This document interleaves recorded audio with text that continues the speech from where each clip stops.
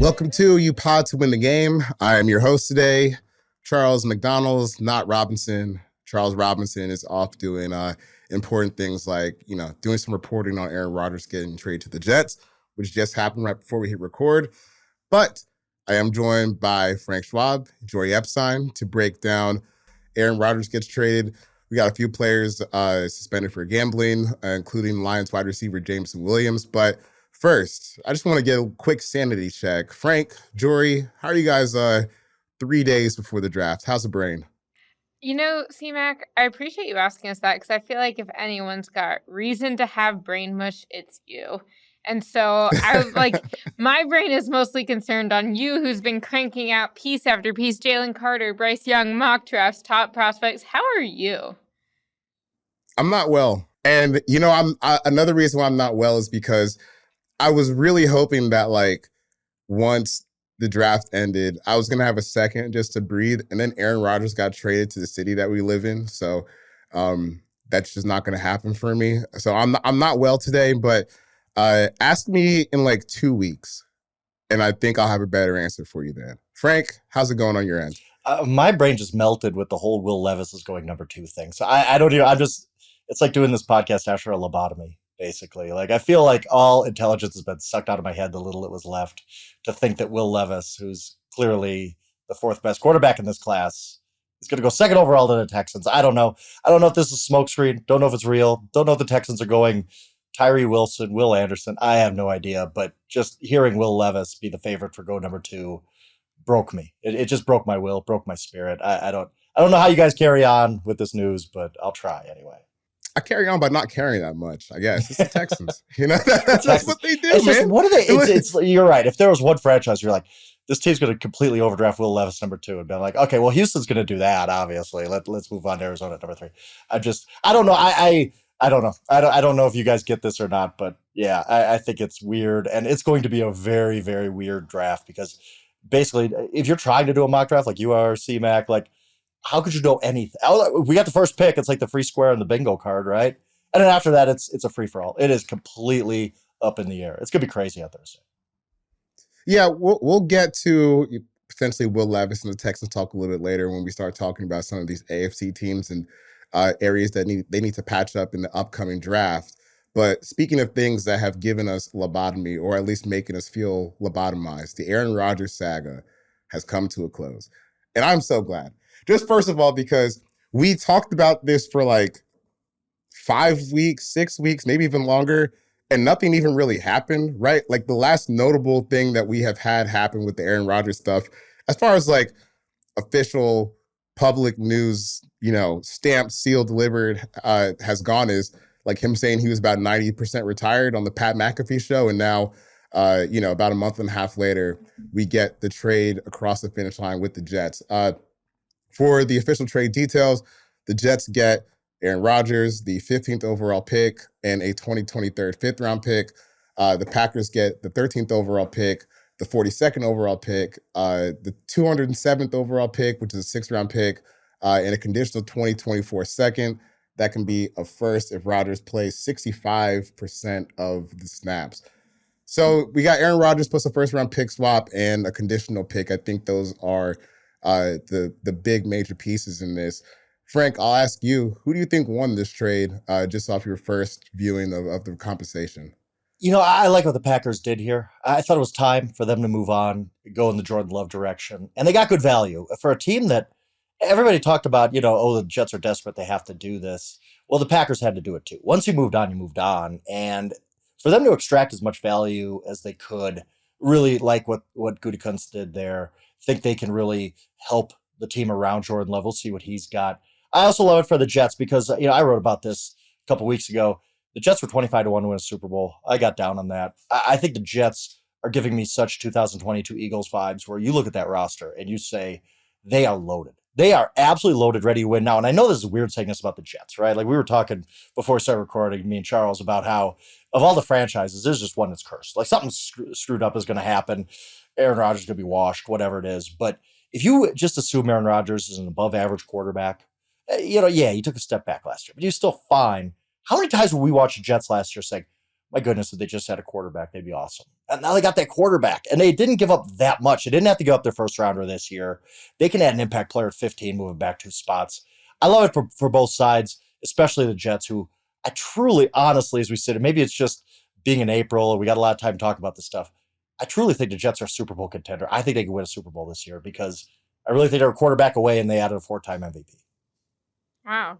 Jori? Winning the Super Bowl. I mean, it is April 24th. Yeah, and I right. think who needs Can we burn to the play tape? Can we burn this tape in August? Yeah. Let's do it now. No, but as always, Frank, I think that's a great take. And I think it's right. I would say that the winner, first of all, is that this deal got done before the draft because it was not in anyone's best interest, either team, any of the players involved, to get to wait. Like, they should figure out what they could do now, plan this week with the draft accordingly. But I will say I was impressed that the Packers were able to get that conditional second round, that if Rodgers is playing 65% of snaps, it'll go up to a first in 2024. I thought that was pretty significant. I think that our colleague Charles Robinson reported pretty in depth a couple weeks ago that was a holdup on this deal. What was that conditional pick going to look like? Is it a first or a second? And I think if Rodgers is generally healthy and willing to play, the Packers are getting another first. So I think that was kind of the sweet spot. And I think it could have been like a 75% if he plays every game, et cetera. So 65% to me actually felt like the Packers have a decent chance of getting that. And if not, then, how much were they going to get for one season of Rodgers anyway? What did you think, C-Mac?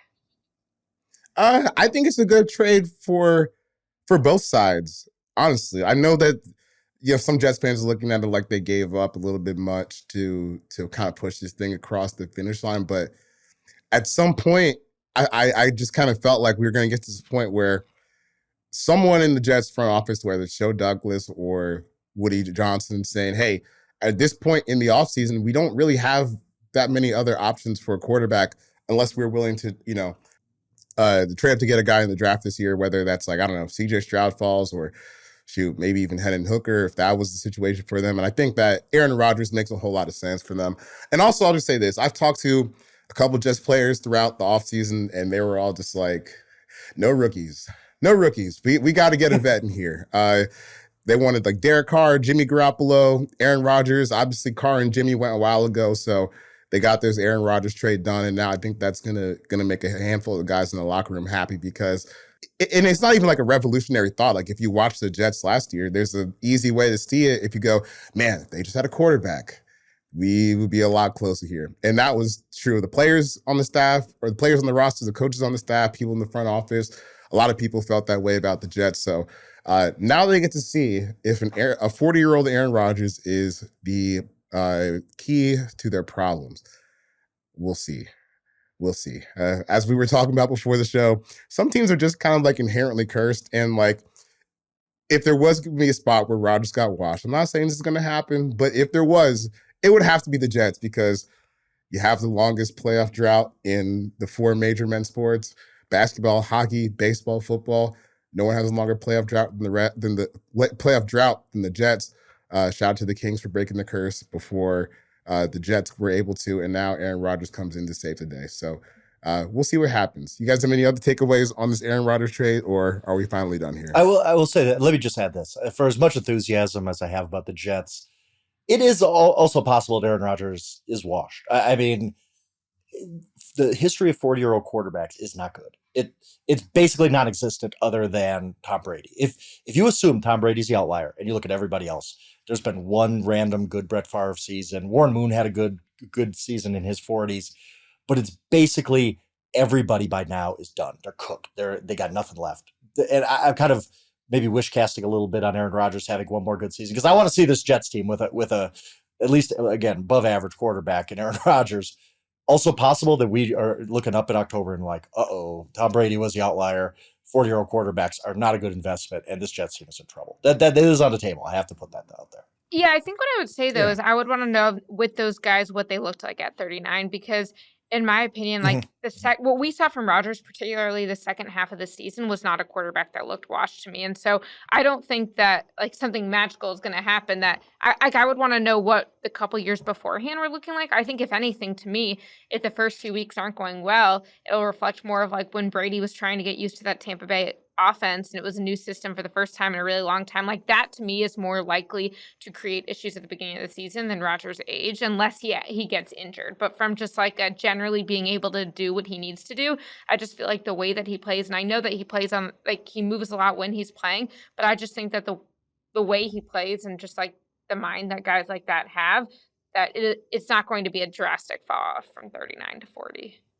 I kind of feel like the barometer for this to go from a second round pick to a first round pick is pretty low, right? Like 65% of the plays for a starting quarterback, to me, like if things even go okay, like that's a pretty much a guaranteed first round pick for the Packers. You don't think he's getting like benched for Zach Wilson? You don't think the Jets are going to be like I was literally going to say that season? Zach's the only quarterback on the roster, I think, right now. So yeah. That to me was kind of interesting. Like, what would the Jets be willing to pull the plug on this? But I think there might be like a locker room mutiny if they did that. So I'm kind of looking at this like as functionally they give up a 2024 first because the bar is pretty low for that. So we'll see what happens. But a long national nightmare is over. Aaron Rodgers is a Jet. He's no longer a Packer. We have moved on from the Rodgers-Packers era, and now it's the Jordan Love show. So we'll see what happens there. Staying in the NFC North, we got 5 players from the Lions. Or no. Yeah, 5 players suspended for breaking the NFL's gambling policy. The biggest name here was former first-round pick Jameson Williams of the Lions, who got a 6-game suspension for gambling on other sports at the team facility. And then there was an indefinite suspension for former Lions Quintus Cephas and CJ Moore, who were both released like immediately upon that. That was actually not as funny to see guys lose their jobs, but like that news coming out as soon as that suspension was dropped. Yeah, we don't actually need these guys, so we're gonna move on. And then Commanders defensive end Shaka Toney was also given an indefinite suspension. Frank, you're the gambling guy. What are your thoughts on this? Because I mostly just thought it was kind of funny, like the way they ended up getting caught. Yeah, as the resident degenerate around here, let me break it down. I have some thoughts. The first being like, there's a lot of overreaction whenever this stuff happens in the NFL about, I saw like, this seems to be commonplace now. No, there's been 5 dudes who have gone awry of the gambling policy. The reason we're getting more of these is because gambling is legal now. Don't stick your head in the sand and think that this has never happened, where dudes bet on the NFL or bet on other sports or whatever. These guys, let's go back to Calvin Ridley for a second. The reason Calvin Ridley was caught was because he was betting with a sports book who was like, wait, Calvin Ridley? Like that Calvin Ridley? Let's look that up. And then they alerted the NFL, the NFL's betting in between, which alerted the NFL. That's how he got suspended. We're going to see more of these cases, but you put down these heavy suspensions, and people are always like, these guys got more for betting a parlay than Deshaun Watson got. Please don't make that. They have to give out these really harsh punishments to deter future guys from doing it. Guys see Cephas and Moore lose their careers, and they're like, yeah, this may not be worth it for me to put down this $1,000 parlay right now on my team. Don't do it. They're making sure this gets nipped in the bud. Some guys are going to be dumb, violate the policy. I really think the whole, we're going to give you 6 games for betting on another sport on team property, it's kind of a dumb rule, but it's done with the players too. Like, what are you doing? You can wait till you get home to bet on Clemson as an underdog, okay? Like, why did you feel the need to do that from the locker room or wherever they were? But these rules have to be in place for a reason. No, it's not commonplace. It's only a handful of guys.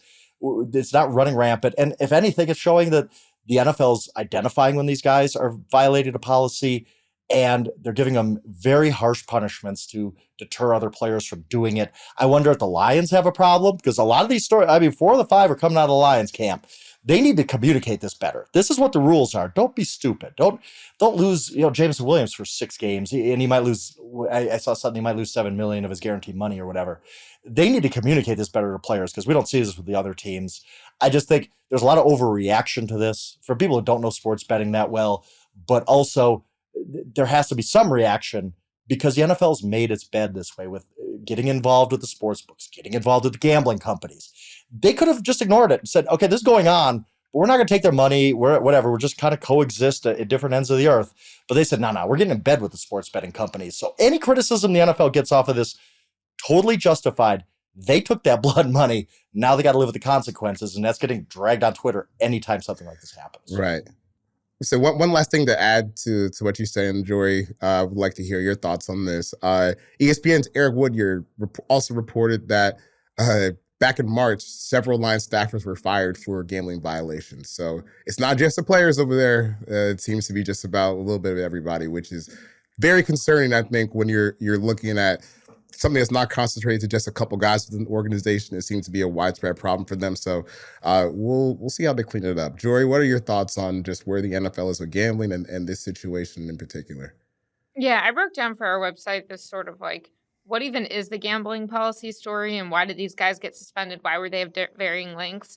And I think my takeaways were, one, if you're not a player, the rules are pretty insane. If you work for the NFL, and that means a marketing person, an equipment guy, someone at the stadiums, any of that, you can, not only can you not bet on the NFL, you can't bet on professional, college, international, or amateur sports competitions, tournaments, or events, according to the policy. I was talking to some people from teams last week who said, like, you go on company business, you can't stay at a casino if you're going to have to walk through the sports book. I mean, just like the number of different rules that they have, don't accept gifts or services from gambling entities exceeding $250 in value. They've got pretty strict rules on endorsements, which, like, for them to have rules on, like, doing endorsements with gambling companies, not gambling, doing endorsements with them when the league is like constantly endorsed by gambling companies. I thought that was pretty wild. And then it even got to the point where it said, for clarity, and I'm quoting from the policy here, playing cards or other casino type games is permitted as long as nothing of value is wagered. Well, someone who spent a lot of time in locker rooms, particularly the Cowboys locker room over the last 7 years, I could tell you the number of times guys were playing chess in there and betting pretty significant sums of money. They were playing laundry basketball, seeing if they could get the big old ball in a laundry hamper and betting amount of money. During OTAs, they're betting on NBA playoffs. I mean, this is happening all the time. And so I think part of this is not just what's the policy, but where is the NFL choosing to enforce it? And while I understand why they need to be so strict about NFL specific betting, even if it's not insider information, and even if you're betting that your own team will win, I agree, like, that needs to be, that comes into the integrity of the game, which is why they have this policy in the first place. But I think at some point when you get to like, oh, you can't bet on like a marathon or like a little league softball game, I just don't think that that's hurting the integrity of the NFL. And at some point when you go so far to that, I feel like players are just almost going to like forget what they can and can't do. But I also agree with you guys. It was the rules, and particularly the guys who bet on NFL games. If they knew, then they have to face the consequences. And the last thing I'll say is I asked some people who work with teams, like, what is this education looking like? And they basically said there's a written acknowledgement you have, that the team presents it usually in a meeting on the first day of training camp. They go through the policy with the guys, and then someone from NFL security comes in as well. So it is drilled, but you kind of have to ask yourself, like, so many minutiae are drilled that are applicable to some people, not others, in terms of how likely they'd actually come up, that like, are guys actually thinking about it? And if not, that probably needs to be something that they need to emphasize even more, because whatever they were doing in this case wasn't working. Yeah, I wonder how you get guys to pay attention to that stuff, because that's what my next question is going to be like. What is are you basically just sitting these guys down and holding their hands and going line by line with your finger and saying, here's what you can and cannot do? Because I think for some guys, I think it kind of needs to be that drastic where, you know, or just straight up tell them, you will lose $7 million if you bet on this, whatever sport Jameson Williams was betting on, because I'm sure it wasn't even that important. If it wasn't an NFL game and he was at the facility, it's probably just like something random during the week. So, you know, it's kind of crazy to lose money like that. But I will say I did giggle a little bit that we got another one of these stories. And also, just like a side, man, this is not a great start for Jameson Williams' career, because he missed most of last season. I think he only had one catch, and now he's suspended for the first 6 games of this season. So that's rough. That's rough. Frank, you sound like you want something you wanted to say there. No, I agree on Jameson Williams. The other names were like whatever. I knew Cephas because he's a Wisconsin guy. On Wisconsin, way to hold the flag high there, Quintus. Appreciate that. But Jameson Williams was the name that popped off here, and now you know how quick the NFL moves on. Both you guys. I mean, the NFL gets tired of you in a hurry, and now it's been okay. Last year was a wash. They kind of knew that was coming. Probably expected a little bit more out of him than they got. Then you get in a second year, and he gets suspended 6 games for what? When we're going for a division title, we're actually favored to win a division title. If he doesn't come back and ball out, we're going to reach the end of the second season with a lot of whispers of Jameson might be a bust. That's how quick this stuff happens. And all for what? What are you doing? I get it. I totally agree with Jori. Some of these rules are ridiculous. But they're rules. If Yahoo has rules for us, so we can't do this or that, you know what? I'm not going to do them because I don't want to lose my job. These guys shouldn't be out there. Yeah, betting on, like Jori said, Little League softball. By the way, if you need odds on that Little League softball event, just come get me on Twitter. I probably know if I got it. Okay. I was going to say, I was just doing a quick Google search, and I'm not seeing updated odds, but are the Lions still your favorites to win the NFC North with this news? They are. I don't think the line would move much. I could check it as we're talking, but the line wouldn't move much on Jameson Williams. And I think it's, I hate to equate the two things, but it would be like, what if Jameson Williams had like a high ankle sprain in a preseason and missed 6 games? We'd be like, oh, that's a blow, but it's not going to kill them. And I think it's kind of almost the same thought process of, all right, they're going to be fine. Yes, they're, by the way, plus 130 to win the NFC North. The Vikings are second at plus 300. So a significant favorite to win the NFC North. This is a big season for the Lions. If they go out and trip all over themselves and screw this up and don't make the playoffs, it's going to be same old Lions. We can't trust them, whatever. So yeah, to lose a game-breaking receiver like Williams who can change your offense by taking the top off, getting those safeties a little loose, it's a big blow for them. It really is. And we might look up at the end of 6 games and be like, yeah, Jameson Williams getting himself suspended probably cost him at least 1 win. While the Lions have had a cleaver taken to their hopes for at least the first 6 games, or what they hoped was possible for the first 6 games, after we get back to our word with our sponsors, we're going to talk about the AFC teams that can improve. All of them, because every team has a little bit of room to improve. So we're going to hit all the AFC teams and where they need to improve right after a quick word from our sponsors.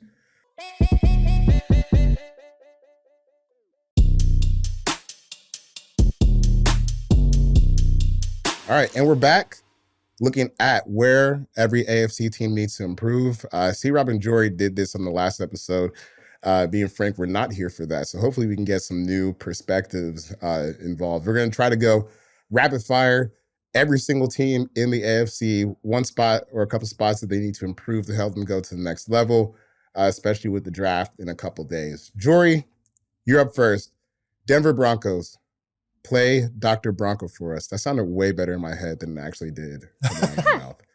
So I'll add one little caveat, which is that C-Rob and I were kind of talking, what's the move they need to make? Or in some cases, did they make it / lay the foundation for it already? And I think the Broncos fall pretty squarely under that category, which is that Sean Payton was their move. And more broadly, the move that they needed to make and will need to continue making. And Frank, the Denver resident, in addition to being the Wisconsin native, very relevant to everywhere you've lived, you let me know what you think. But I think that they need to fix Russell Wilson. That's what their job is this offseason. And I think that hiring Sean Payton for a different voice in the coaching room, a different culture in terms of Russ relative to the team, and not having his own office, not having his own guys in the building, getting a little bit more talent on the offensive line with Mike McGlinchey and Ben Powers. So I think that it's sort of, they've got the pieces in there who should give you one of the best chances of fixing Russell Wilson, and now they got to go do it. And Russ really needs to be the one leading the charge there, because if he's not buying in, it's not going to work.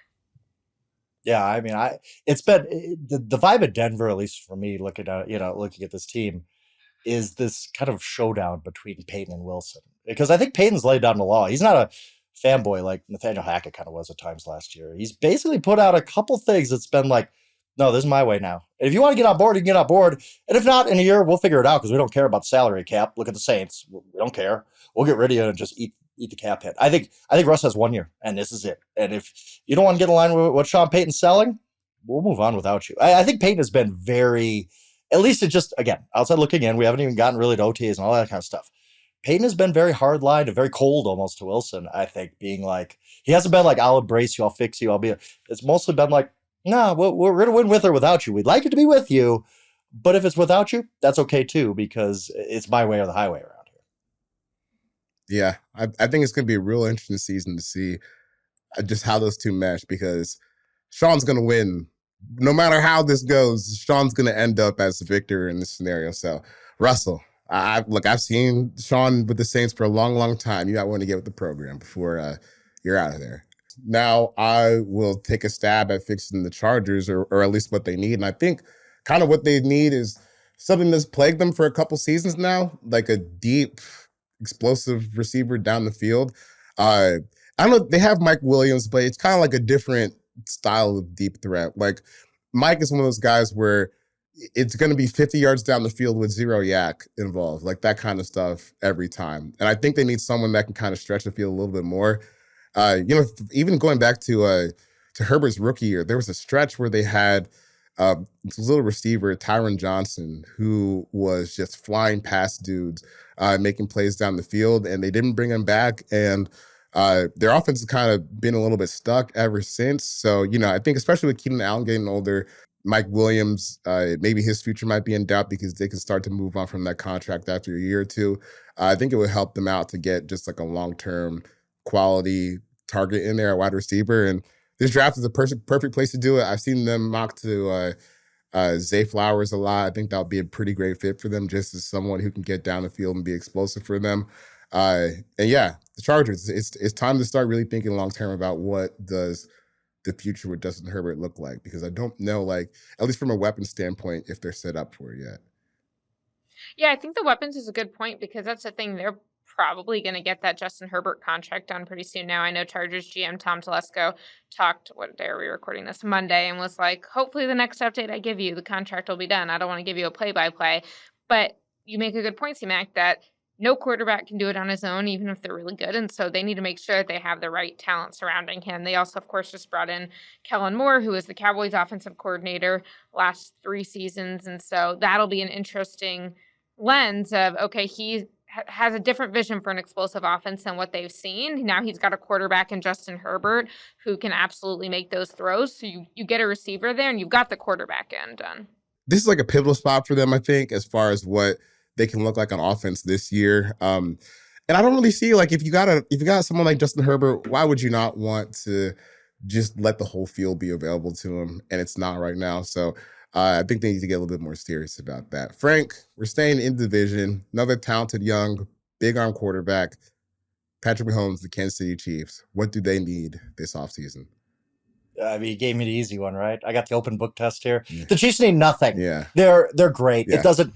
I look on the sideline. Is Andy Reid there? Yeah. I look at under center. Is number 15 there? Yeah. Okay. Then they don't need anything else. I did this whole stupid exercise last offseason where I talked myself into the Chargers and the Broncos because, oh no, they lost Tyreek Hill. And it doesn't matter. The Chiefs are so great. Could they use another receiver? Yeah, it would certainly help. It would be really cool too if they got a true alpha number 1 receiver. They probably need to address what's going to happen when Kelsey hits the wall, but I don't think that's happening this year. They could use another rusher, more line help like everybody else could. But the truth is, this is your Super Bowl favorite again because they got Reed, they got Mahomes. There's just, they're the one team that's kind of impervious to everything else the rest of the NFL is dealing with. The Chiefs just, it doesn't matter because they're so strong. Hall of Famers at those 2 spots that anything else is just, it's just a luxury ad for them. And they're just, you're going to go from great to greater. They're awesome. Nothing to fix with the Chiefs. Super Bowl favorites again. Okay, perfect. I am in full agreement. In the division, last team in the AFC West that does not exist in that same realm as the Chiefs. What do the Raiders need to really complete their offseason, or at least give them a boost for the next upcoming season? Yeah, as Frank just mentioned, Mahomes is the one to beat. Mahomes and the Chiefs are the one to beat, and the Raiders need defenders who can help them beat him. I would say cornerback, edge rusher would be my second choice, but I mean, if you're going to be in this AFC West with Justin Herbert, Patrick Mahomes, and Russell Wilson, you need to have the guys in the secondary who can compete, and I don't think they had that caliber of play last year. I think that they had pretty good weapons on offense. I mean, you've got Josh Jacobs at running back. You have Devontae Adams. It'll be really interesting to see what Jimmy Garoppolo can do at quarterback. So offense, I feel pretty settled with. But defense, I'm going cornerback with my first pick if I'm them. Yeah, it's a tough spot for them to be in. It kind of feels like this is a spot that they've existed in over the past few years, and now I'm still trying to figure out like what is supposed to be different as far as expectations for this Raiders year, because it feels like they're in the same exact spot. Like you got a decent veteran quarterback, you got Devontae Adams, still holes on defense. I'm not really sure what has changed, but they have a chance to make a splash with that 7th overall pick. Now, switching divisions to the AFC East, the Jets, their biggest need was definitely quarterback this year, and I think we kind of got that one squashed, right? So unless there's any more thoughts about Aaron Rodgers and the Jets, look, we've been talking about this for 6 weeks. I don't know what else there is to say about this. Good roster. Hopefully they don't screw it up. AFC East is pretty tough still. I do think that's kind of interesting as far as the Rodgers trade goes. Like, you leave in the NFC, which is a conference that has like no quarterbacks, for the conference that has all the quarterbacks, and specifically the division that has Josh Allen and Tua. So we'll Just see to how that clarify, works you're out for saying them. Kirk Cousins is no quarterback? Yeah, yes, right? I am Dak saying Prescott? that. What are we doing? Yeah, so let's just No make sure we quarterback. Okay. understand what we're saying. Justin Yeah. Fields. Jalen C-Mac Hurts? loves Justin Fields. That's great. All about He's it. not a No threat yet, though. They just traded the first overall pick. You know, they got some work to do over there. But yeah, it's a pretty tough spot that I think Rodgers is going to find himself in. So we'll see how that goes. The team that I actually forgot they were in this division like a few podcasts ago, which would have been crazy given the past like 2 decades. But Frank, what do the Patriots need? Just, you know, for the upcoming draft, or what is one of their most pressing needs as far as their roster is concerned? But it's telling that you can't forget the Patriots are in this division. It was kind of shocking. Earlier in the offseason, I wrote about this, that when I looked at the odds, I was looking at division odds because I just look at odds all day because that's who I am, that the Patriots are picked to finish last. And it's, of course, they're picked to finish last. But it's still jarring to see that. It's still like the Patriots are the worst team in this division by far. But I think they're stuck, and I've written about this too. They're stuck in this spot where Bill Belichick is so great that they're never going to be 3-14 and really start a rebuild. They're always going to talk themselves into, we were 8-9 last year, 2 years ago. We were in the playoffs with a rookie quarterback. We're not that far away. Let's not tear this thing down. And also, Bill is, I think, 70 years old now, so he's not going to want to do that. They're just in this weird position of mediocrity. They're not bad. They're not as bad as everybody says. They're not great either, and they're not close to being great. They're clearly the 4th best team in this division. I'd be shocked beyond belief if they won this division. And so how do you fix that? And I think it's partially that they need Mac Jones to become a great quarterback, and I don't know that he has that in him. I think he's just kind of typifies the Patriots right now, where he's perfectly mediocre. He's fine. Like, he was good as a rookie. I don't think he's got another level to him. I think what they need is playmakers on offense. They just missed so many times on draft picks, free agent pickups like Nelson Aguilar. Come on, that was never going to work. And I know they're trying to patch it together again. You know, Devontae Parker and Tyquan Thornton. These guys are just, they're not, they need a Justin Jefferson type. Like, I know those guys don't grow on trees, but they need to finally hit somebody who's going to really bring their offense alive. I think their defense is going to be just fine as long as Belichick is there. The running game is fine. That's what they do well with Ramondre. They need some playmakers in the passing game. That is first and foremost to me. Sure, other needs, offensive line and all that kind of stuff, cornerback is becoming a need. Get some playmakers, though, or else you're just going to kind of be stuck in this, yeah, we're going to win 8 or 9 games. Huzzah. Like, it's really not that impressive anymore, especially in that loaded division. Yeah, it's interesting when you started to talk about where you think Mac Jones is now in mediocre. I was curious if you were going to mention his rookie season, because I think what I would ask is how much of last year was the fact that they didn't give him an offensive coordinator and they gave him who knows what in the coaching staff. Yeah. And so what I would ask is, okay, now they've got Bill O'Brien. He's got an offensive coordinator, which is probably, I'm not saying it's all they need to do this offseason, and they clearly need to do more, but that will probably be the most important and most meaningful move they make this offseason, whether it works or not, is that offensive coordinator. What I would ask you, Frank, is if you want playmakers, if you're the Patriots GM, are you getting DeAndre Hopkins? Why not? I mean, I hate to invest in I think he's 30-year-old wide receiver, because you're not getting much more juice out of that orange, but they got to do something. They can't, Hunter Henry can't be your number one option in the passing game anymore. But maybe, like you said, I fully agree that just getting an adult in the offensive room, Bill O'Brien's a good offensive coordinator. He's don't let him be in charge of your trades or anything like that. But if he's just calling your offense, pretty good and an enormous upgrade. And we'll see if Mac Jones, You alluded to it, and it's absolutely true. Mac Jones as a rookie was good. Like, he was the best. He was better than Trevor Lawrence. He was better than Justin Fields as a rookie. And then the second year is off the rails. You go back to the third year and you say, how much is Bill O'Brien going to improve that? I'm keeping an open mind. I mean, very possible, but I do think he needs some help there. And Hopkins can help in the short term for sure. It just kind of depends on the price. And it seems like the Cardinals are really holding out to get as much as they can, as they should. All right, so moving on from that nameless team that might have accomplished some things the past couple of decades for the at least one of my favorite teams to watch last year, the Miami Dolphins. Jori, what's one pressing need that the Dolphins have to fix?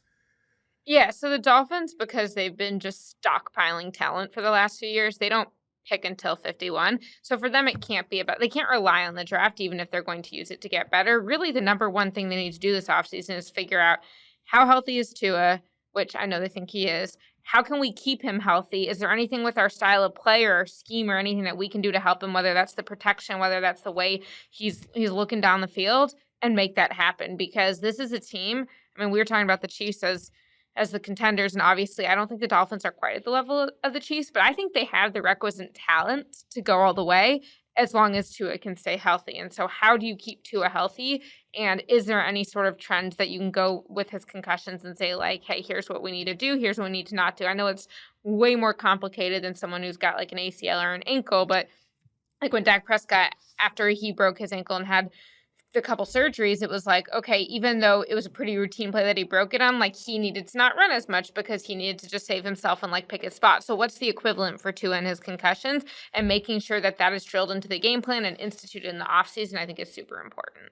I really like kind of what their strategy has been over the past few years, because I feel like sometimes we get a little bit too rigid in the ways we think about how to build a team. It doesn't have to just be, through the draft and try to hope these guys turn it into something. It can be something where you're getting more ready-made products. And I kind of feel like the Dolphins have a nice mix of that. And like if Tua can stay healthy, I don't really see why this wouldn't be one of the better offenses in the league again. It's not like Mike McDaniel has gotten worse over the past year. They just kind of needed. Isn't this the problem? Like, I mean, and I agree with both of you guys. I'd say it too. If Tua can stay healthy, how could you even project that at this point? And they're going to have to pay him. They're going to have to pay him. Maybe not. I mean, maybe not exactly Jalen Hurts money, but close. And what do you do? What do you guys do if you're a Dolphins? Do you just? I mean, they picked up his fifth-year option, so they've got a little bit of time. A little bit of time.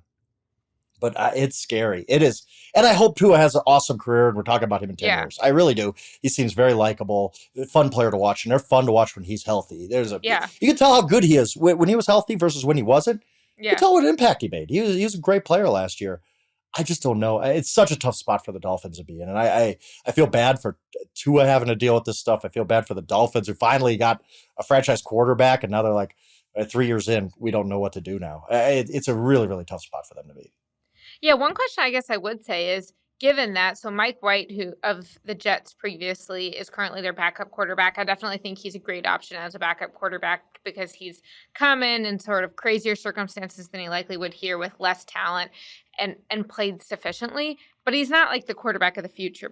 As he has not yet shown us that he can be the quarterback of the future if Tua is not the guy. So at this point, I mean, are you drafting a quarterback in the third round, fourth round type thing? Like, how much are you investing in your quarterback position as your backup plan if Tua can't be it long term? Luckily, we just get to judge them and play the results when it comes out. I don't have to think about any of that right now. But we'll finish out the AFC East with the Buffalo Bills. And I kind of feel like they're in a similar spot like they were maybe last season, where I just think they need to take some of the load off of Josh Allen on offense. He's carrying a big workload in that offense. And it's funny, though, because I remember when Josh got drafted, a lot of people were comparing him to Cam Newton. And I feel like his situation is starting to unfold like a better version of like what Cam was dealing with in Carolina, where, you got the dude to throw to, right? Stephon Diggs. But outside of that, they rely on Josh Allen to do a lot. And I think that for his own sake and for the team's sake and his longevity, they kind of need to pull back on that a little bit. I thought that getting Damian Harris was a really good start for them. Because, I think where Cam started to break down a little bit with Carolina was, you just kept spamming him as a short yardage runner, which was a great skill of his. but it's not something that, will behoove you to stay healthy for a long time and able to do this job for a long time. So I think, getting Damian Harris is a good start. And then if I'm the Bills in the first round, I'm trying to look at offensive line just to see how we can push this thing a little bit further. Because I think that's a spot that Josh has been able to like overcome over the past couple of years, but it's not like their offensive line has been infallible. They got a couple good players. Deion Dawkins is a stud at left tackle, but the rest of the crew needs some work. So I think the late first round is a pretty good spot in general to find an offensive tackle. There should be some guys that get pushed down the board this year. So I think that's where they should start to look at their efforts, just trying to make life a little bit easier for Josh Allen, especially since Stable left. Charles, you worried at all about Stephon Diggs? Because it seems like there's a lot of like, he's not happy, and he is getting a little older. It's just like you said, like Josh Allen's like 1, 2, and 3 in that offense. Stephon Diggs is like 4, 5, and 6. Like they relied so much on those two guys. Right, and that's even kind of how it was when Cam and Greg Olsen were at their peaks. It's like, all right, we got you two now. Now we need like Ted Ginn to come in and make some plays and something else. So I think it's a little bit. It's just like a precarious situation where you have a whole lot riding on not a lot of guys, and I think that's what really needs to get fixed for Buffalo to kind of keep this thing, at the peaks where it should. Where like this is a team that should be competing with the Chiefs for Super Bowls every year, and they had the great divisional game last year, the not so great divisional game this year against Cincinnati, and now I think they find themselves needing to retool a little bit. I wouldn't say it's like DEFCON or even really a big emergency in Buffalo, but got to help out your franchise quarterback a little bit more than they're doing to me. Do y'all feel like they're less in their peak window than they were a year ago? Yes, 100%. Because it feels I don't know why. I can't tell if it's like unfair, emotional or logical, and obviously empathy for what happened with Damar Hamlin and specifically the way that impacted the team like on the field as well. And so it's like I can't tell if that's shadowing my emotions. But when C-Rab and I had done a rank your top 7 teams or like way too early a couple months ago, I was like, I don't know how I feel about the Bills. Like I don't think they're surefire in that. Yeah, I it's kind of unfair too. Like, what did the Bills do? They were really, really good last year. Got blown out by the Bengals, and Bengals are really good. But it does feel like a little bit like their window's closed. Heck, I'm the guy who just a few minutes ago talked about the Jets winning Super Bowl. Obviously, I'm down a little bit on the Bills. Yeah, it just kind of feels it feels like the roster got a little top heavy for the Bills, and I think then they need to kind of figure out like what that middle class for them looks like, because that's especially if you're gonna be looking at a team where you're going to have injuries down the season. That's just what happens for everyone. You kind of need like that quality middle class in your roster. And I think that's where the Bills are lacking. But we'll see what they do in the upcoming draft to address that. Frank, give me your spiel on the Steelers. What do they need? I think it's just the Steelers are pretty well set up. Good running backs, good tight end, real good tight end. I like Freiermuth a lot. Good receivers. I think Pickens is going to be really good. It's just, and the defense is fine. Like the defense is always fine. I would like to see them get a little more help. So when JJ Watt is injured or whatever, they don't just fall off a cliff defensively. So another edge rusher would be nice. But to me, it's just, you got to fix the offensive line finally and really make investments into it. It was better. It's not as bad as it was a couple of years ago. But if you want Kenny Pickett to be a high-end quarterback, and he showed flashes last year. He wasn't great by any means, but he showed some flashes. It's investing in that offensive line. And that helps a running game, which takes some pressure off Kenny Pickett. And it takes pressure off your defense, too. I think that's right where the Steelers are right now. If you can improve that offensive line, I think that they're going to be always good with Mike Tomlin for the 8 millionth time. He's never had a losing season. He's a great coach. They have a lot of good pieces you really like. I think it's just the offensive line. If they can have a much better offensive line, and that helps Kenny Pickett take the next step, I mean, the rest of that division has some issues. Why can't the Steelers be right there in playoff contention this year? Yeah, and I think you make a good point that it seems like they might have their next franchise quarterback. It's too early to say for sure. And if you have even enough confidence and enough like positive performance as a rookie to show that that's likely, then yeah, protect that guy at all costs. All right, let's move on to a team that does have their franchise quarterback with the Cincinnati Bengals. Jori, what do you got as the Bengals' one big need they need to fix? Okay, am I allowed to say, like, start giving your players dinner and vitamins and supplements? Because If so, I think that would be good. We saw in the NFLPA Yes. surveys that the Bengals have a little bit of a ways to go. So I would say that's line one for me, but line two would be I want them to go get another cornerback. I know that there are some people who want them to get a tight end or do certain things on offense. I think they've got a good offense. I think that Chidobe Awuzie, who I covered in Dallas, great dude, and I hope he comes back from his injury, but he's coming off an ACL tear. You can't rely on him. You've got Cam Taylor-Britt, who's just going to be in his second year, pretty young, could use some help.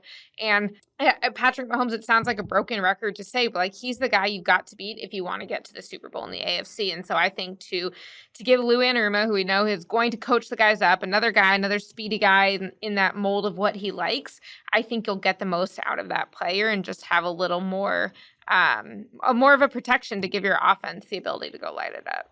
I am secretly hoping, I don't know how likely this is to happen, but I'm secretly hoping for them to draft Ohio State offensive tackle DeJuan Jones so that they can have the biggest bookend tackle in like NFL history, because Orlando Brown is 6'8". I think he was like, 355 at the combine or something like that. And DeJuan Jones showed up at 6'8", 374.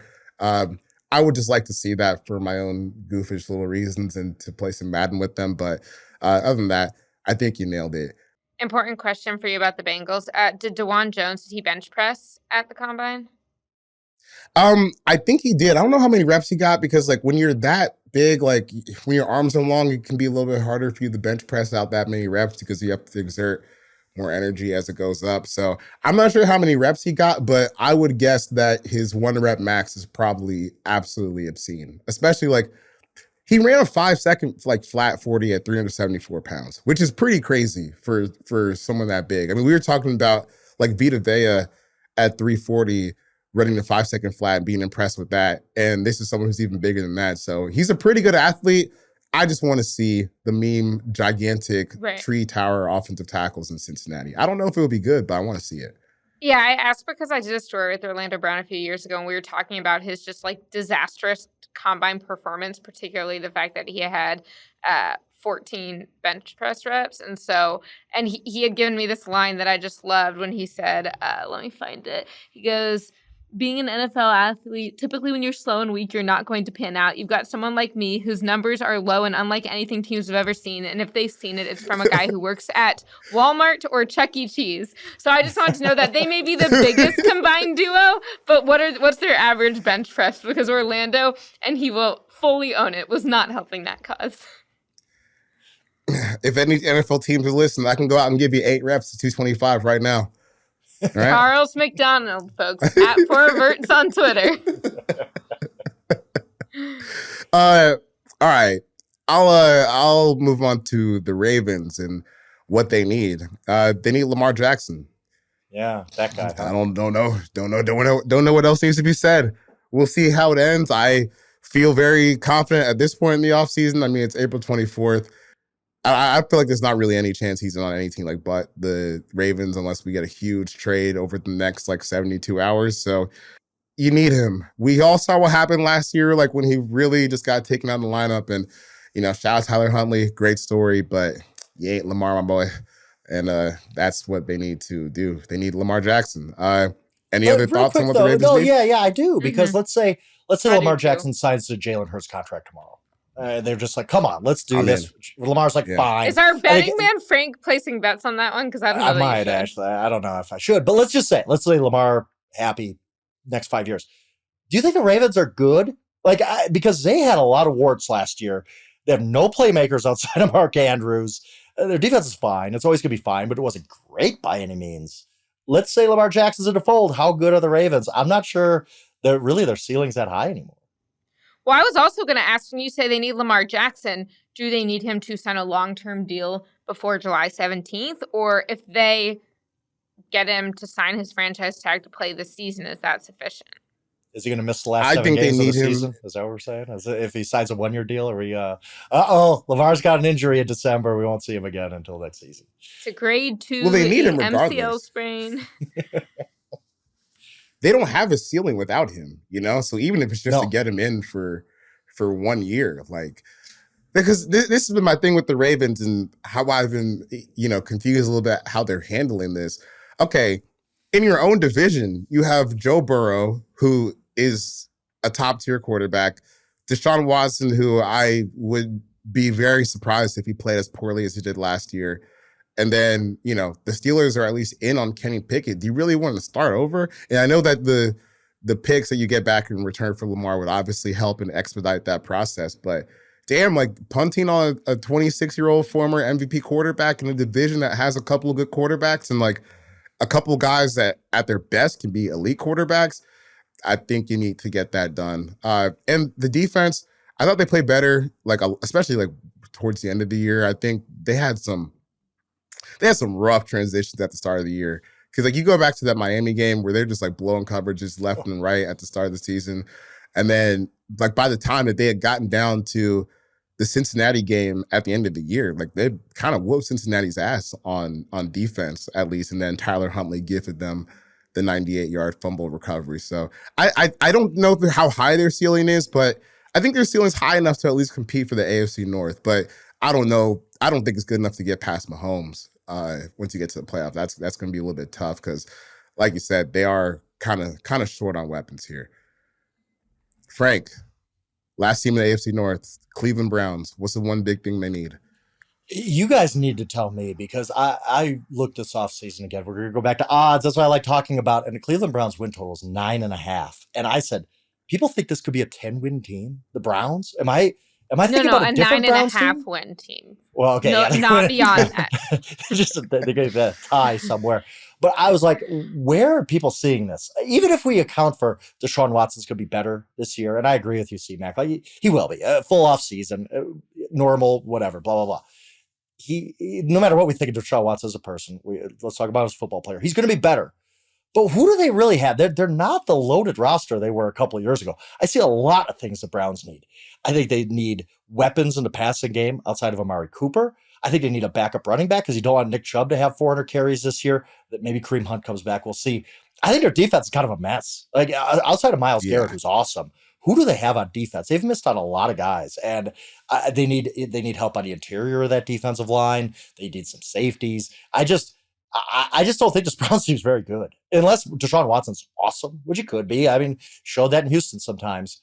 Am I just wrong? Am I completely underrating this Browns team? Because I look at when you say what needs fixing with the Browns, I can give you a list of 5-6 things because I just don't think they're really at that top end anymore. How much do you think hiring Jim Schwartz as defensive coordinator instead of Joe Woods is going to help? And how quickly will it help? I think it'll help because Joe didn't do a good job last year, and that's why he got fired. But I just don't think they have the guys. Again, Myles Garrett's awesome. Like, he's on a Hall of Fame trajectory right now. But other than that, like at this point, really, who's kind of the difference maker on their defense? And I don't know how they can really fix that this quickly. I mean, at this point in the game, I don't think they got the draft capital to really do it right away. I just don't think this Browns team, there's a lot that needs to happen. Yes, I fix a defensive coordinator. Great point. I mean, that will help for sure. I don't know if that helps enough to get them in that 10-11 win range or whatever people think they're going to be. There's no defensive coordinator that can help you when your defensive tackles are getting forklifted like 5 yards off the ball. You got Bill Belichick out there, you're going to have like at best a mid-tier defense. So I like that's why they had to go in and pay all that money to Dalvin Tomlinson just because they needed someone who could just sit there and eat a block. But then they got smaller too because they signed Okoronkwo from the Texans, who's like a pass rusher, but he's 230, 240 pounds. So I'm with you. I think like if I had to pick one need for this Browns defense, and I hate saying this about professional football players, but just to get tougher and more physical, like on that side of the ball, you just need a couple more anchors. And like you said, you have Myles Garrett, but defensive end is one of those positions where as good as Myles Garrett is, if the other guys are bad enough, like we can make a game plan where Myles is not impacting the game as much as we had hoped. We can run the other way. And as far as the Browns looked last year, that was a pretty easy way to get some yards in them because they didn't really have anyone that could hold the point of attack. So it's a pretty small front seven. I think like before Dalvin Tomlinson got signed, it's never good. Like when you're saying, is Myles Garrett maybe the biggest player in this front seven or on this defensive line? Yeah, now they're in a spot where at least they have Dalvin Tomlinson, but I don't think the defense as a whole is going to be that great. But we'll see what happens. I think Jim Schwartz is an upgrade. And I'm not even sure the offense is going to be that great. Like, what if Deshaun Watson really doesn't rebound? Like, what if he's just kind of an average quarterback right now? who scares you really? I mean, I like David Njoku and Nick Chubb's awesome, but the mix that they had a couple years ago where they were kind of deep and they had some guys that scare you, that's not there anymore. I don't know. There's a lot of questions on both sides of the ball for me. The next team, last division, AFC South. Jori, this might be the hardest one here. What's one need that the Texans need to just crush over the next couple of days or something they maybe have gotten a start on this offseason?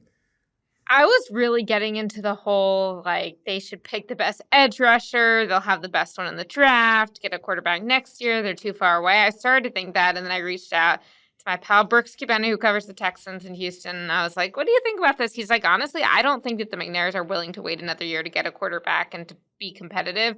I think they get it now. So I kind of feel that. I think he talked me into the Bryce Young, CJ Stroud, whoever the Panthers don't take, like, go take them and start your rebuild. I think that I will say, in terms of if we're including past moves, getting D'Amico Ryans in there is just awesome. I mean, for a lot of reasons, I feel like that was the best coaching hire of the cycle. I'm like trying to go through them in my mind and just like the trajectory that team is on. Like, even when you think about them versus Denver, like, I feel better about Houston's 3 to 5 year future than I do about Denver's 3 to 5 year future because of ouch, Denver. Ouch. I'm not saying this year, but just because of the people they're putting in place. And so now I think, like, get that quarterback, and even if there's warts this year, like, start getting him comfortable. What would y'all do if you were them? And what do you think they're going to do?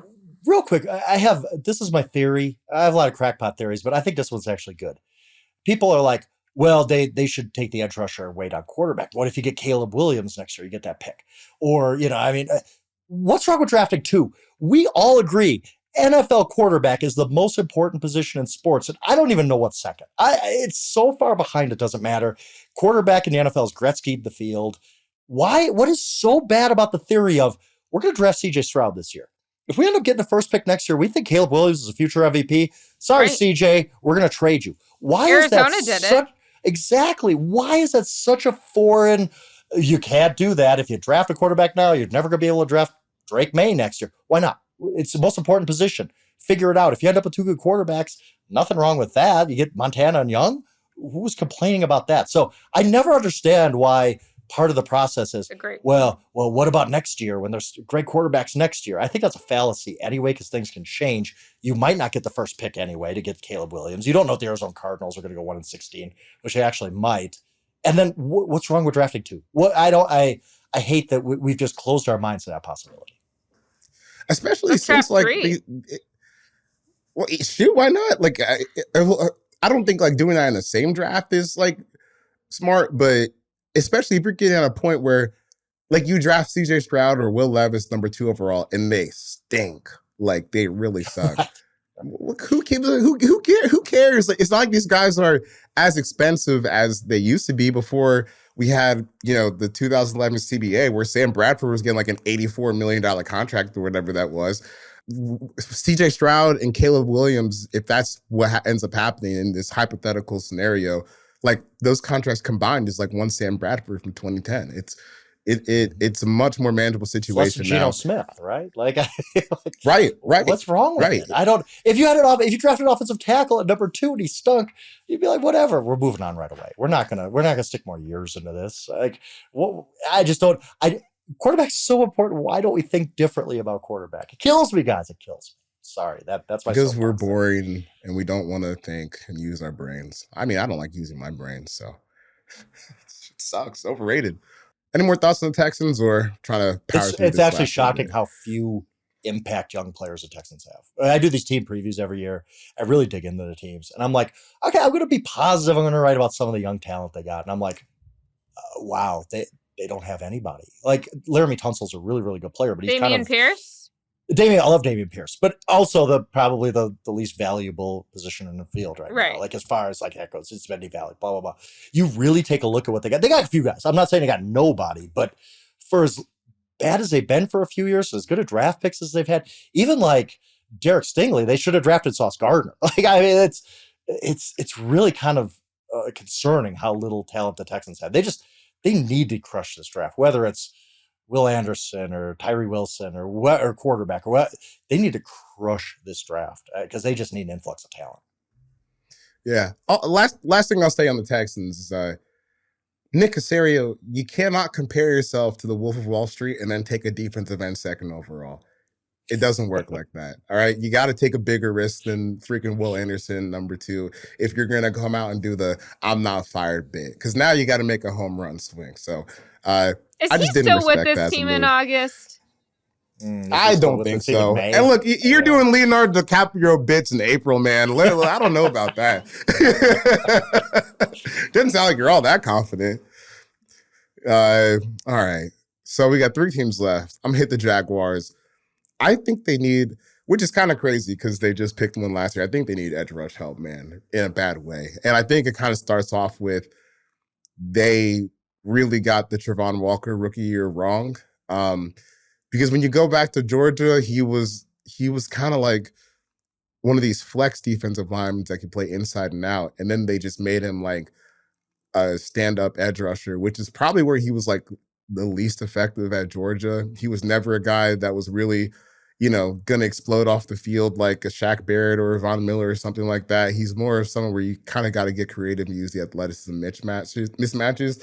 And it's left them in a spot where they still need edge rusher help. So I think once you get to the bottom of the first round, there'll be some quality options there for them. But I think you kind of got to start wondering about like how Trent Baalke is starting to use these resources to build this team. It's not like they're a bad team per se, but it doesn't really feel like, the pieces they have are being maximized for what they are. So I would give them a pass rusher, but I think even like a slot defensive back is a nice spot. Like if Brian Branch is available at 24, that's a good move for them. Really, anyone that can make an impact in the passing game would be a good spot for Jacksonville. But I think pass rusher might be the biggest need on their list. Any Jacksonville Jaguars thoughts? Yeah, I would say when we talk need, is it something they haven't yet done yet, or what's going to be the most important move for them to succeed? Because do you feel like that's more important, or integrating Calvin Ridley and making sure he's able to just star and add that next dimension to their offense? Oh, I don't even need to think about that. I'm a believer in 0, man. Calvin Ridley, Believer in people 0. forget, man. He's cold. He's cold, man. Like that, the 1 year before he got suspended, before everything kind of fell apart for him, he was the Falcons' number 1 wide receiver for the majority of that year because Julio Jones was hurt, and he put up like wide receiver 1 performance. So if he's in shape, I don't really have any question that he's going to come out and ball for them because I kind of think that is the perfect receiver for Trevor Lawrence as far as his development goes because Ridley's going to be open. You won't have to rely so much on like guys who are going to go up and win a ball after not separating from defensive backs. I think it's going to make life a little bit easier for Trevor. So I'm in on Calvin Slide Rid number 0. I don't think there's a yard total you could put in front of me where I wouldn't say the over on Calvin Ridley. I think he's going to just be awesome this year. Like maybe getting all pro votes awesome. Like I'm just look again. We saw with Le'Veon a little bit. Like taking a year off football, really not that great of a thing sometimes. I just think he's in a perfect spot to blow up, man. I'm with you. Calvin Ridley is going to be awesome this year. And that's the move nobody's talking about. The Jaguars are winning this division going away. They could be involved in that, like maybe they're in the number 1 seed discussion just because their division is so bad. Unlike the Chiefs, unlike the Jets, Bills, Dolphins, whoever you like out of there, you're basically handing them 5 or 6 wins out of that division just off the jump because the rest of the division stinks. The Jaguars are going to be awesome this year. I think they're going to be really good. But I agree, they do need to add to the defense some way or shape or form. But man, the arrow's pointing straight up. All right, we got 2 teams left. Frank, what's your take on where the Titans are right now? And if you're talking about the arrow pointing straight up for the Jaguars, it is pointing straight down for the Titans. The bottom could really fall out. We might have just saw it last year, late in the year. I mean, there's still Derrick Henry trade rumors out there. We don't really know what's happening to Ryan Tannehill. If he's going to end up getting dealt on draft day, I don't think so. But even if you keep Ryan Tannehill, what is that? You got Ryan Tannehill at, I believe, 35 years old, behind one of the worst offensive lines in football now that's really in decay. Derrick Henry, I love Derrick Henry. He's probably my favorite back since Barry Sanders. He's going to hit the wall too at some point. Like it has to happen. If he's still there, if he doesn't get traded to the Eagles or whoever, they don't have a lot at receiver. Their defense is fine. I don't think it's great though. I think the Titans, I think the bottom could really fall out for them. I think they could have one of those rough, like 4-win seasons. I love Mike Vrabel, but there's always so much you can do if you don't got the dudes. I think they need an influx of talent. I think they have to. they need to figure out the quarterback situation. Malik Willis looked really far off last year. If they could somehow get into a position to get in that top 4, just give up what the Cardinals want to give up. The Cardinals want to move down. We all know that. The Titans should be on the phone every day. Like, let's get this done. Let's get Anthony Richardson to restart this thing. I just think no matter who's their quarterback next year, no matter what they do in the draft, offensive line would be awesome if they just sit there. They're in a good position to get one of those top tackles. But I think there's a lot more needs to be done than just 1 or 2 positions, because it's a team that's in decline. Yeah, I think they need quarterback, whether that's at 11 or trading up. And again, going back to what we were saying with Houston of why can't you pick one next year? I recognize that Malik Willis was picked in the 3rd round, although for last year, that was early for quarterbacks in last year's drafts, but they need to get a quarterback. And I don't know if they can throw in Derrick Henry for the move-up package. I don't know that Arizona would want that, so it might not work for Arizona. And obviously that alone wouldn't be what they're looking for. But, that quarterback is going to be necessary. Yeah, the Malik Willis experiment seems dead, like super dead. And I think it kind of died when they pulled in Josh Dobbs to start a must-win playoff game for them off the street at the end of the season. Which is so funny because I was talking about this with Matt Harmon, the other day on his show. It just makes you think, this time last year, we were talking about Malik Willis as like a 1st-round pick. And now his time in Tennessee is like functionally over because it doesn't seem like they have any plans to make him the starting quarterback. And to be quite honest, if you watched him last season, that's more than a justifiable position for them to have. I just kind of wonder like what's next for them as far as like big moves, because like you said, I don't really see how Derrick Henry has like one of those years behind this offensive line and this group of skill players. Maybe if like Ryan Tannehill is still there and he has a surprisingly good season, but this is shaping up for Derrick Henry to have a pretty rough season. The whole onus is going to be on him, especially if there's a rookie quarterback, which might even make him sticking around in Tennessee to be a little bit more likely, because they might look at a rookie and say, you need one playmaker at least. So, Derek, here are some 11-man boxes for you to now go fight for your life. It's such a bad situation that they found themselves in. But I do think that, I do respect their willingness to be like, all right, we whiffed on our quarterback pick last year. We probably need to go make another one this year. And I want to see like how that Malik Willis pick kind of influences what they do this year. Like, would it make them less likely to get an Anthony Richardson? Do they want something more polished than that? We'll see. But I think the Titans, kind of having that chip on their shoulder makes them an interesting player in this year's draft. Jori, take us home. What did the Colts need? Yeah, I think that like the general category is obvious, which is that they need a quarterback. They need to get their quarterback. They need to not have this quarterback cycle they've been in since Andrew Luck's retirement. Now, who that quarterback is such a good question. C-Mac, you're the one who's qualified to answer that even more so. But I think it's really a matter of who does Shane Steichen feel like best fits his vision and he can best work with? Like, to me, it's less about like who has shown something more, projects higher, because I think that whether it's Will Levis, Anthony Richardson, like these guys are kind of in that realm. So to me, it's a lot more CJ Stroud as well. I think it's a lot more who does he feel like he's going to be able to make the most of? But I don't know. How likely do y'all think it is that they go up to 3? Who do you even think would be the best? Like, there's so much intrigue at this pick. And also the fact that whatever you think about the coach and the general manager, like, I would not put it past Jim Irsay to just, like, go a little crazy on us. So no, that's get like, out of here. Right. There's like Ringer. No, but the ringer to this great parody today was like Sheil Kapati, and it was like basically Jim Irsay being like, yeah, I agree to draft. I forget who it was. Like, well, whatever it was, he agreed to draft one quarterback as long as he could announce, and then he just announces a completely different guy. And it's like, he does stuff like this. Yeah.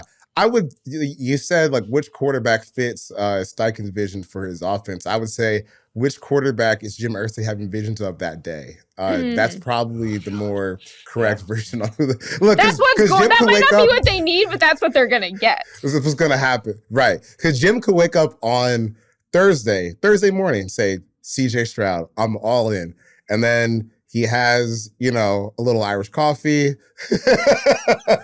Next thing you know, we need to draft Hendon Hooker with the 4th overall pick. Actually, no, we need to trade the 2 to get Hendon Hooker. And that's where Jim Irsay could find himself because anything is possible with him. Well, I'm now just picturing the situation where if it's like every time he wakes up, he wants something different, that like they go in and they wake him up and they're like, okay, who do you want? If they're not happy, like Chris Ballard and Shane Steichen just like send him back for a nap. They're like, we need to run another cycle, like until he just has to keep Edge of Tomorrow. Is that the he Tom has to Cruise keep movie? taking drafts on Thursday until he wakes up with the right guy in mind. Anything can happen with the Colts. Anything can happen. Anything. I don't put anything past them anymore because of the Irsay thing. But if they get the right guy, that's the thing. Like the Colts last year, going into the year, and I know a lot of cracks were shown, but going into the year, I was like, the Colts are going to be good this year. They're going to be really, really good. You can go back. I whiffed on that completely. But there's still a lot of those guys on the roster. It's like, let's say they draft let's say Levis is awesome year one. I don't think he will be, but whatever. Or Stroud, and he comes in and balls out right away. The Colts might actually be pretty good. I think. I don't know. I might be as crazy as Jim Irsay right now. Well, see, the problem with the Colts is like you look at the roster and you're like, I know that the sum of these parts are better than they played last year. Like, they're not the Texans. Really, they're not the Texans. Right. Like they're actually there's some bones there of a pretty good like skeleton that you can. Okay, if the quarterback play comes a lot quicker than we think, all of a sudden, Michael Pittman and Jonathan Taylor and Quentin Nelson rebounds and et cetera, et cetera. I was literally going to ask, like, Jonathan Taylor, Quentin Nelson, how much better will they be than they were last year? And how much of what we've seen from them previously will they be able to recapture? I think most of it. I'm a Wisconsin guy, so Jonathan Taylor questions are probably bad to ask me. But I was going to say running backs recapturing it is something that would be fun, but not necessarily the most likely. But he's a third-year guy, he's young. I think I actually think the Colts could be pretty good. Yeah. Todd Gurley did it. I think that's your most recent example for, a talented running back struggling for a little bit and then catching fire. But, that's the thing with the Colts is like I've seen so many of these guys be good. And last year the defense was good. Like it was pretty good last year. So maybe I kind of think, and look, we could both be wrong. I align with Frank on this. Like, man, if you can just get an adult in the room again at head coach and get some stability at quarterback play, I don't know if they can win the AFC South because Trevor Lawrence is looking like that guy, but they can compete. I don't think that is that far off from them. Where would y'all put the betting line on how many games their rookie quarterback starts this year? Yeah. I mean, if he's healthy, it might be 17. Yeah. It's rare to do this, but I was like 2 weeks ago, whenever it was, I was like, I have no idea who the Colts quarterback is right now. None. I didn't know. I forgot they signed Gardner Minshew. But yeah, that's Sam Ellinger. Come on now. Oh, that's right. Hook him. Yeah. You go make his ass play fullback. I mean, if they're not going to put him at quarterback, he could be useful there. Yeah. All right, I think that's gonna be the end of this show. We have a pretty busy week this week, I would say, with the NFL draft coming up. I think I have the podcast schedule right. But on Thursday is going to be you two with C-Rob after the first round, right? I will be on with Matt Harmon. On Thursday. Saturday, it'll be me and C-Rob on this show. Sunday, I'll be on with Harmon. And then Monday, the three of us, me, C-Rob, Jori, will be back recapping the draft on Monday. And I'll be punting my mic off of the top of the Statue of Liberty on Tuesday morning. So... I'll come now that I live in New York. It's just down the road. Thursday, if you're trying to hear the lovely voices of Charles Robinson, Frank Schwab, Jori Epstein, this is the feed you need to be on. Jori Epstein is on Twitter at Jori Epstein. Frank is on Twitter at Yahoo Schwab. I am on Twitter at 4Verts, and our ace producer behind the glass, Stone Rochelle, is at Twitter at SJ Rochelle. In the past week, we also dropped the 10th annual All Juice team in honor of our former co-worker Therese Paler, who influenced so many of us all. You can go find this year's All Juice team t-shirt, at breakingt.com/Therese. That's Breaking T with a capital T for the All Juice tee or hoodie. All of the proceeds from that go to support his scholarships at Howard U and Mizzou. We got some new podcasts around here. You can check out our new NBA podcast called Ball Don't Lie, featuring Vince Goodwill, Jake Fisher, and Dan Devine. and our new baseball podcast, Bandwagon, featuring Hannah Kaiser and Zach Kreiser, both available wherever you get podcasts. 5 stars, tell a friend. To steal a line from my friend Bomani Jones, if you give 4 stars, I am inclined to believe you are a hater. And we will see you guys on Thursday.